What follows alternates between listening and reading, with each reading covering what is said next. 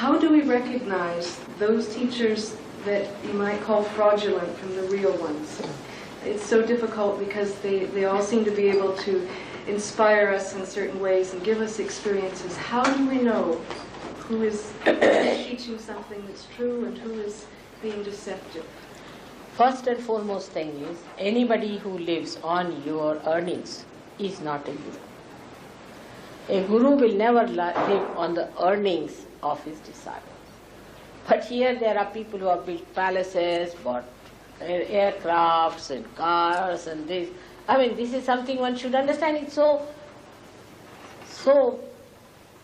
open to you to understand. I mean, I cannot understand more obvious thing that this one is. That it's a parasitic living, and you cannot have a parasites as your gurus. They can be parasites, but not your gurus. That's one of the things. And if you can, I mean, you can retain some people, you know. If you want, because you are rich people, you can retain some. That's a different point. But you cannot have them as gurus. Guru has to be a higher personality, you see. Now, you have seen Christ was such a great incarnation. He didn't take any money from anyone. He was a carpenter's son, and he used to do carpentry himself, and he lived like a modest man. He never lived with big cars and big houses. It's not necessary, because such a person is himself is a very big king, you see, like a big emperor. He doesn't need anything. An emperor doesn't need anything, because nothing can give him comfort except that he himself is in complete comfort. So such a person doesn't want anything. So you must see that such a person has no needs of comfort at all. He can sleep on the ground, he can sleep anywhere. Now, in this life, I should say I come from quite a wealthy family, or married to another wealthy man. You can say that way, according to your own relative idea. But to me, I can sleep anywhere. I have no problem. I have no problem of food, no problem of sleeping anywhere, no comfort. And I find it is beyond my self-respect to live on the earnings of others. It's not proper. But you are my children. Supposing now you bring a flower to me or something, it's all right.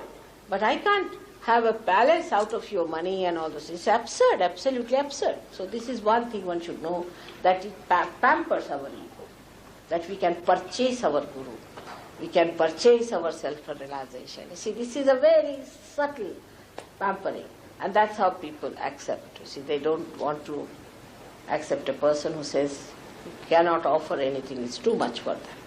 Or maybe that, secondly, could be that people think that if you pay something, then you get attached to it, you go through it, whatever it is. Say you are paid for a ticket, and you find that the whole play is horrid, you can't bear it, but you have to go through it because you have paid for it. That's a human nature, you see. That's a human nature. I have seen that they do it. And that's what it works out. But this is very gross level, I'm telling you. But another should be that in these modern times it is promised that you will become prophets.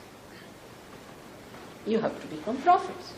So you must see, have you become prophets out of these? It's easiest is to see the disciples of this man. Any XYZ who says he's a guru. Now what is happening to the disciple? Is he a free person? Has he got any knowledge? Has he got any mastery? What has he achieved by being with that person? Now you have seen here there are Sahajogis, one better than the other. You talk to them, they are knowledge.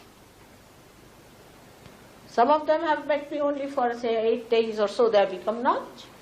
So what have they achieved, you should say? What is their style of life, their pattern of life, how they behave? And there cannot be any privacy about it. You see, like mafia, you don't tell that, and you don't say that, and you shouldn't do that. Of course, in Sahajoga, the truth is exposed gradually. But it is not like this that if you give some money, nobody knows. Everybody knows everything in Sahaja. You see? Now, supposing we have to build an ashram, say for example. All right, you build your ashram, you collect your money, do what you like and know about it. I have nothing to do with it.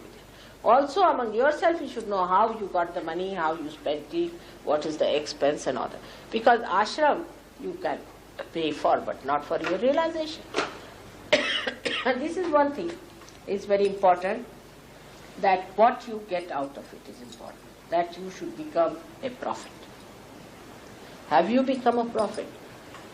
Then thirdly, you must know that if you are going from one to another, what we call guru shopping business, that means you have not found it.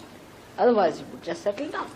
But some people are so weak that they do settle down with one and are finished with that. You must always see the people who go to these gurus, what have they got? Have they got their transformation? Because this is the age of transformation.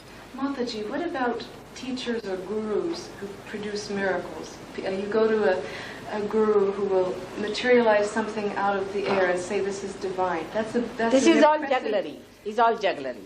And also, you see, now supposing somebody says, I produce a diamond. Now these people come from India. Why don't they solve the financial problem of India?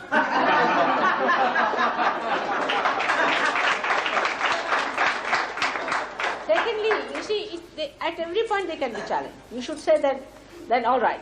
One gentleman came to me and said that he gave me a diamond. I said, why you? How many diamonds you have? He said, hundreds. Then I said, why did he give you? He should give to a driver who hasn't got a diamond. You see, that is what it is. So it is all jugglery. You should see those who materialize.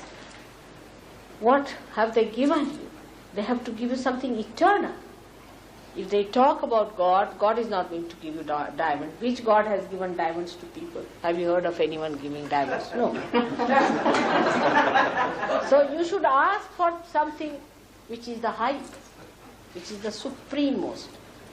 Now the fourth thing, which is very important, that whatever experiences you get, for example, some people start just like jumping, some start shouting, some start behaving like animals, and they say, oh, that's what is coming out, you're taking out, you see.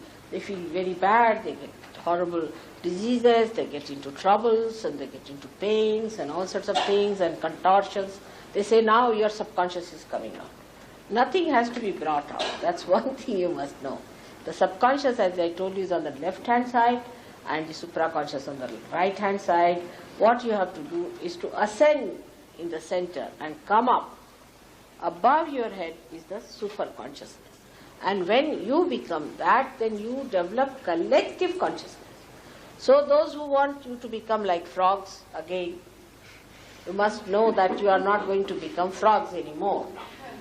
That's not anyway evolution. The evolution has to go higher, not becoming frogs or earthworms, you see. And if you start crawling, it is simple mesmerism.